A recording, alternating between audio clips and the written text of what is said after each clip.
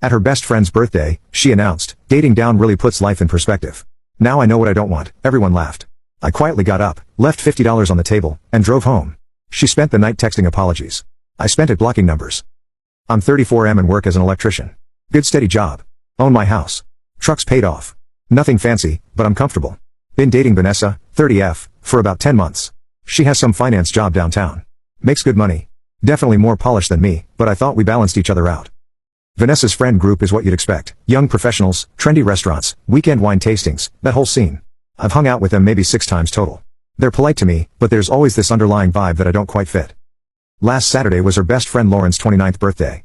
Big dinner at some upscale steakhouse downtown. Maybe 12 people total. Lauren specifically requested I come, which I thought was nice. Should have been a red flag. Thing is, I've noticed little comments from this group before. 3 months ago at a wine bar, someone made a joke about me being the token blue-collar guy. 2 months ago, at a dinner party, Lauren asked if I'd ever considered advancing my career beyond manual labor. Last month, Vanessa's coworker mentioned how refreshing it was that she was exploring different types of people. I ignored it all, figured they just didn't know many tradesmen. Vanessa always seemed embarrassed by their comments and would change the subject. We get to the restaurant around 7 p.m. Nice place, cloth napkins, wine list thicker than a phone book. I'm wearing my good shirt and jeans. Everyone else is in business casual or better. The usual dynamic, but I'm used to it by now. Dinner starts fine. Good food, normal conversation about work and weekend plans. I mostly listen, contribute when someone asks me something directly. Vanessa seems relaxed, keeps including me in conversations. Around 9 p.m., we're finishing dessert and Lauren stands up with her wine glass. Time for the birthday speech. I just want to thank everyone for being here tonight. This has been such an amazing year, and you guys are the best friends a girl could ask for. Standard birthday stuff. People are smiling, raising their glasses. I've learned so much about myself this year, especially about relationships and what I want in life. She's looking around the table, making eye contact with everyone. Vanessa, you've taught me something really important this year. Watching you has been so educational.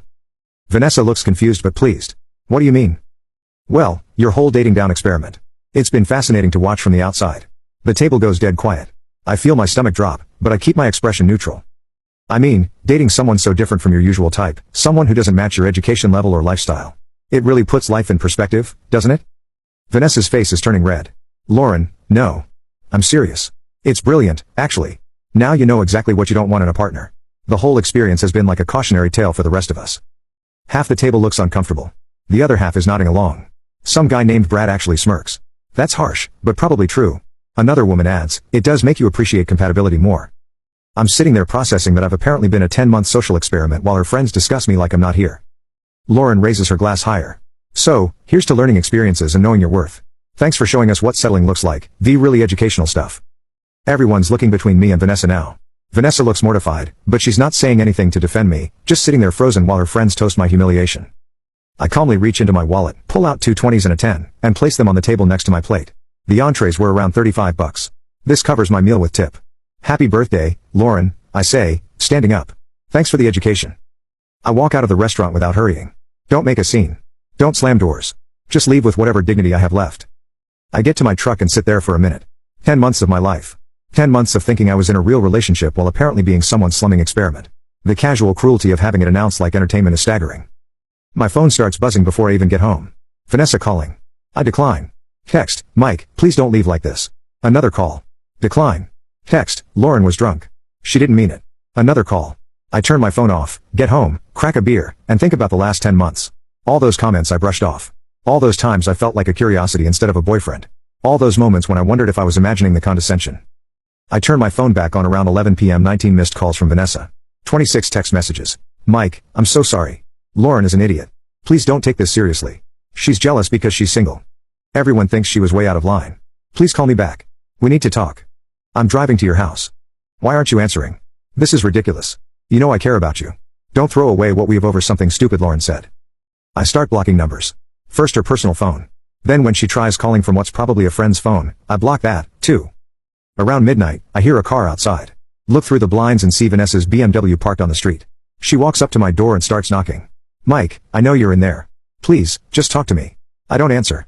She keeps knocking for about 10 minutes, then goes back to her car, but she doesn't leave. Just sits there watching my house. She finally drives off around 12:30 a.m. This morning, there are flowers on my doorstep with a note. I'm sorry. What we have is real. Please don't let Lauren ruin this. I threw the flowers in the trash with a note. Final update. At her best friend's birthday, she announced, dating down really puts life in perspective. Now I know what I don't want. Everyone laughed. I quietly got up, left $50 on the table, and drove home. She spent the night texting apologies. I spent it blocking numbers. Then why didn't she defend me? Because she was shocked. We all were. Nobody expected me to say something that cruel. But you did say it. Yeah, I did. And I've been regretting it ever since. I think about this for a while before responding. Lauren, maybe you were drunk and frustrated, but dating down experiment isn't something you make up on the spot. You've heard that phrase before. You're right. My ex-boyfriend used it about his previous relationship. I was projecting my own situation onto yours. So, this had nothing to do with how she actually feels. Mike, Vanessa has never said anything negative about you ever. Then why do I feel like a zoo animal around her friends? Because we're snobs who aren't used to someone genuine. But that's our problem, not yours. Long conversation, but it got me thinking. Maybe I misread the situation. Maybe Lauren really was just being drunk and bitter. But then I remember Vanessa's face at the restaurant. The silence when she should have spoken up. Still not sure what to believe. Final update. 1 week later. Time to close this chapter. It's been a week since Lauren's birthday speech, and I've had time to think about everything that happened. After Lauren's apology text, I spent a couple days considering whether I'd overreacted. Maybe she was just drunk and bitter. Maybe Vanessa really was planning to introduce me to her parents. Maybe I jumped to conclusions. Then I started remembering other things. 2 weeks ago, Vanessa mentioned wanting to take a weekend trip to Napa Valley. When I looked up wine tour prices and said it seemed expensive, she got this look and said, well, I could probably cover it if you can't afford your share. At the time, I thought she was being generous. Now, I realize she was already planning around my financial limitations. Last month, at her office Christmas party, her boss made some condescending comment about blue-collar workers.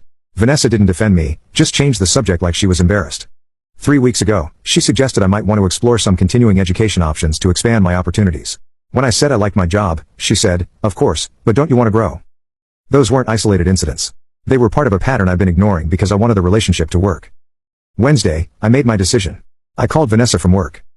Mike, oh my God, I'm so glad you called. Vanessa, I've thought about everything, and my answer is final. We're done. Mike, please don't say that. I love you. You love the idea of being with someone different, but you don't love me enough to defend me when it matters. That's not fair. I was in shock. Fair is being with someone who sees me as an equal, not a project. You are my equal. Your friend called it dating down, and you didn't disagree. That tells me how you really see this. I'll cut Lauren out of my life if that's what it takes. It's not about Lauren. It's about the fact you agreed with her assessment. I never agreed with anything. Your silence was agreement enough. She kept trying to argue, but I'd made up my mind. Thursday, she tried one last time. Showed up at my house around 7 p.m. with what looked like a prepared speech. I answered the door but didn't invite her in. Mike, I've been thinking about this all week. You're right that I should have defended you immediately. I was wrong to stay quiet. Okay, I want to make this right. I've already told my friends that anyone who disrespects you isn't welcome in my life. Good for you. I want to prove that you matter to me, that this relationship matters. How? However you want. I'll introduce you to my parents this weekend. We can move in together. Whatever shows you how serious I am. I looked at this woman I'd spent 10 months with, trying to figure out if she was genuine or just panicking. Vanessa, can I ask you something honestly? Anything. Before Lauren's speech, had you ever thought of our relationship as dating down? She hesitated just for a second, but I caught it. No, I never thought that. Not even early on, Mike. That's not yes or no. Did you ever think you were dating below your level? Another pause. Maybe at first I wondered if we were compatible long-term because we're so different, but that changed. When did it change? Months ago. Mike, I fell in love with you. But you did think you were dating down initially. I thought we came from different worlds. That's not the same thing. It's exactly the same thing. You saw me as beneath your level and hoped it would work out anyway. That's not how it was. That's exactly how it was. Lauren just said out loud what you'd been thinking. Mike, please find someone who matches your background from the start. Someone who doesn't make you wonder if you're settling. I closed the door. And that was the end of it. That was 4 days ago.